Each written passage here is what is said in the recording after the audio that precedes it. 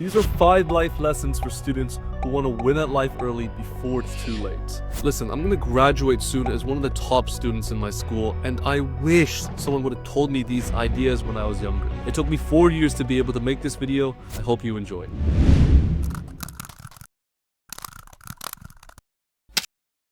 I'll throw out this quick disclaimer before anyone loses their shit.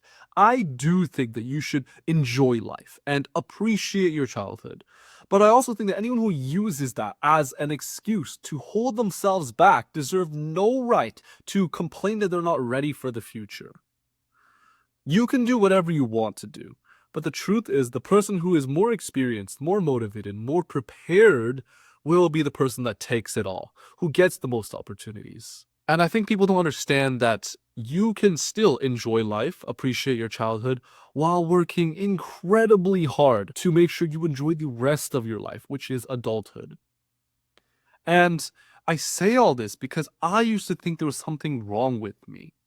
When everyone else was going out to parties, having fun, picking up girls, playing video games, playing sports, I was stuck at home doing work, making sure my essay wasn't trash, preparing for the next test, trying to learn how to make YouTube videos.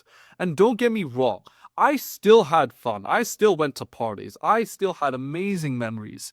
But I did not go as much, or I did not go as often. And whenever I would go, my friends would ask me, Daniel, why are you never around? Why are you always stuck at home working? Why do you work so much? Right? What could be more important than hanging out with us and, enjoying life? And I agreed with them. I thought, there must be something I'm doing wrong. There must be something I'm missing. And so for the longest time, I felt like shit. And it wasn't until I put myself in their shoes and I really saw the life that they lived, and I asked myself, do I want to live that type of life? And the answer was no. And so, a side note can be, make sure you have friends that are, appreciative of your goals and what you want to do.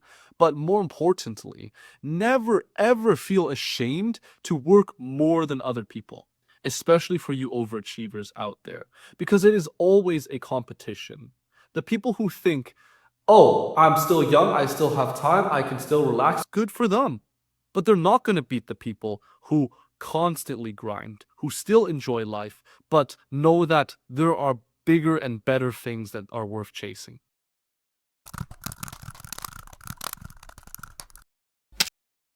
As students, we tend to spend a lot of time thinking about, what do I want to do in the future?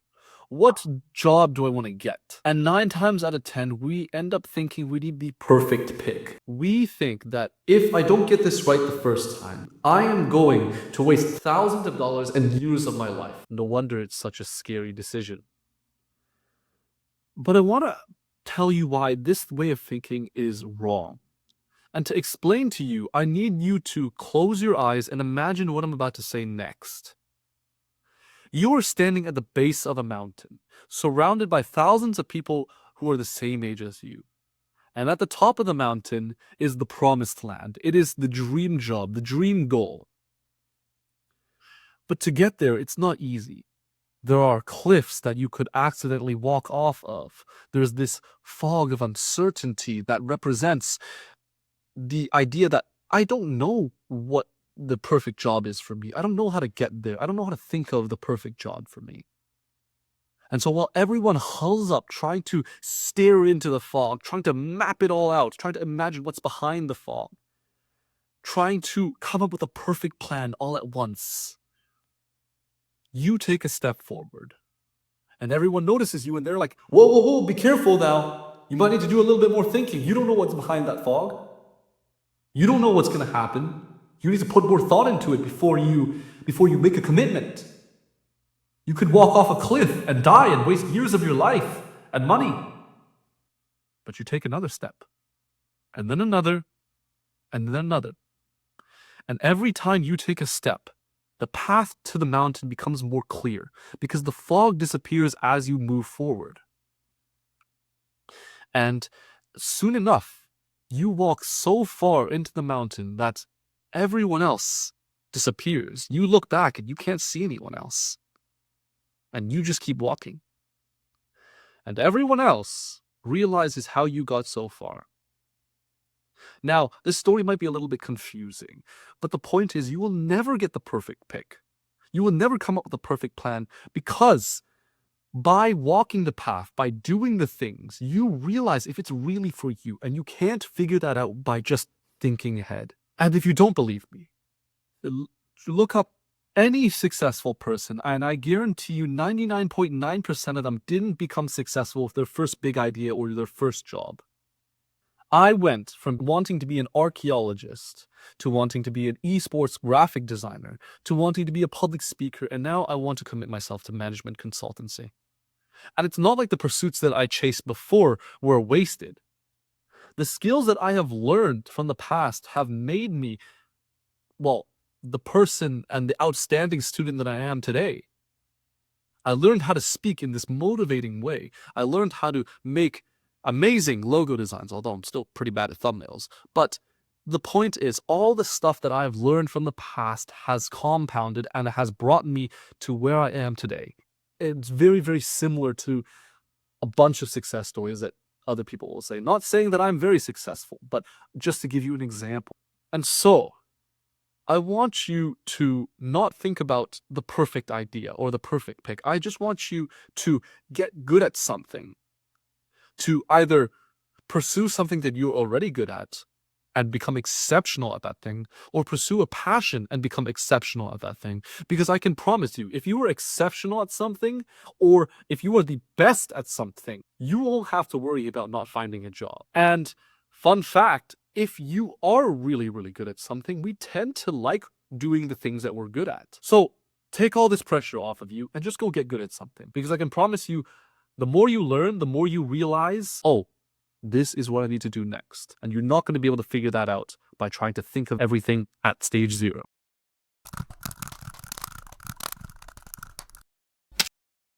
I think confidence is something that everyone struggles with. And it's weird because confidence is one of these things where it's really hard to know what to do about it. It's hard to know the step-by-step actions to take to become confident. There's no one-size-fits-all answer. But if I were to define confidence, I would say it describes how likely we think something's going to happen. I'm confident in winning this sports game. I'm confident in passing this exam. I'm a confident person, meaning I think the things that I do will have a high chance of success. And it's almost like we make bets with ourselves, predicting what's going to happen next. And when we make predictions, we need evidence to support our decision, to support the choice that we made. Otherwise, we don't feel confident. Which is why proof is so important when it comes to being confident in something, because it allows you to fall back on something whenever you start to doubt yourself. And we doubt ourselves a lot. Think about it like this. Which one would you rather do to save your life? Flip a bottle and land it perfectly? Or drink a bottle of water by the end of the day? If you're not a lunatic, then you would probably say drink a bottle of water by the end of the day. Why? Because you've done that more than you've done perfect bottle flips. So you got more proof that this thing is achievable, that this thing is easy, that this thing can be done. Now, how does this apply to real life? Well, think about the things that you are not confident in. Maybe it's passing an exam. Maybe it's winning a sports game. For me, I was very unconfident when I played sports. Talking to new people, right? Would you be more or less confident if you did an extra 50 hours of studying before the test? Would you be more or less confident if you put up 100 shots before you went to a basketball game? Would you be more or less confident in talking to your crush if you talk to random people on a daily basis? Strangers. Don't get me wrong. You will still feel nervous. You will still feel anxious. But your thinking or your prediction of whether or not this thing is going to go in my favor will drastically increase. And you will know that because you have proof to back it up. So when you think about being confident, or if you're struggling on being confident and presenting yourself in a confident way, don't think, I'm a confident person. I'm a confident person. Don't say that to yourself. I don't think it works. Honest, personal. Instead, I would find proof. And if you don't have proof, make proof. Again, just take more risks. Do the thing. It goes all the way back to the perfect pick. You will never get it right the first time, so you might as well do it as much as possible to get good as quickly as possible so that you can be confident, so that you have the proof to show that, hey, this works. I can make this work because I've done it before.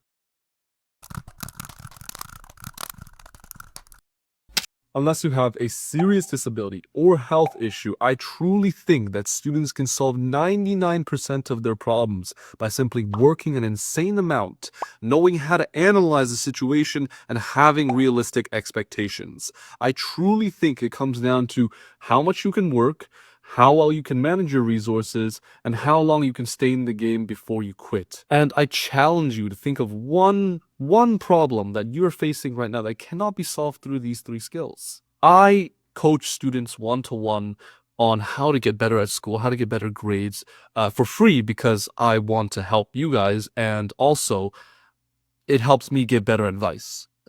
But a lot of students come to me and they say, Daniel, I just don't know how to focus. Like I keep procrastinating. I can't lock in, or like I can't find motivation, thinking there's this weird problem that only they are facing that cannot be solved by anyone else.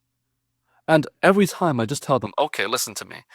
Would you be more or less confident or more or less skilled if you just did more, figured out what is stopping you from doing more, and didn't quit? And they're like, what do you mean? And I'm like, okay, for example, let's say you want to get better at studying. Well, if you just put more hours into studying by managing your time and figuring out where you're wasting time, and then do what you said you were going to do before it became hard, don't you think it would be pretty easy to get better at school? And they're like, yeah, it would be pretty easy. And so I think a lot of students don't lack the motivation or the drive, they lack direction. As soon as they run into a wall, they think, what do I do now? I don't know what to do. And that makes them very unmotivated. That makes them very, very scared or frustrated. And so the next time you run into an issue, I want you to think of the issue in these three categories. Is it a work issue? Am I just not doing enough? Is it a knowledge issue? Is there something that I am not doing that will get me to where I want to go? And finally, is it a expectations issue? Is it just I need to keep doing this for longer and not quit to get to where I want? And sometimes it can be a mix of all three. But if you were able to boil it down into these three buckets, I think it'll be easier to figure out where you want to go or what you need to do to get to where you want to go.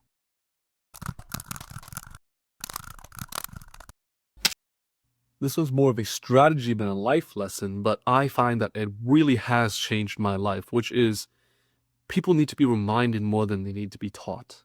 And think about it like this. Why is it that people read the Bible so much? Why is it that people live by quotes and stories? And why are they so popular? And it's because people need to be reminded of the lessons and the teachings more than they need to be taught new things. Obviously, I'm not saying that you should not learn new things, but my point is whenever people run into an issue, they often think it is something I'm not able to solve, there is something I don't have that prohibits me from making progress.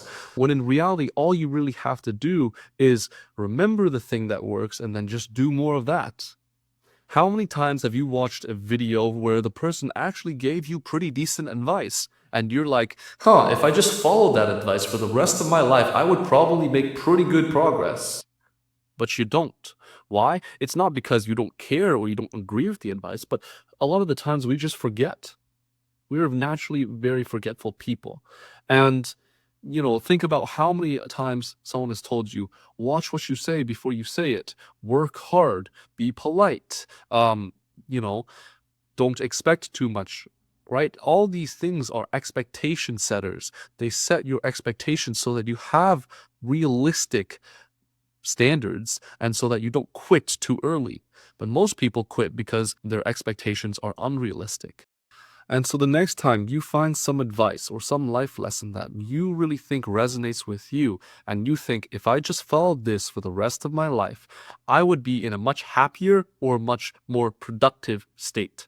Keep it saved somewhere and you come back to it every single time you start to forget, or come back to it every other day or every week, because you need to be reminded more than you need to be taught. I didn't become a good student by watching one study video, doing it for a week or so, and then forgetting about it. I didn't become knowledgeable by studying like 8 hours a day for this exam and then forgetting all the information the next year.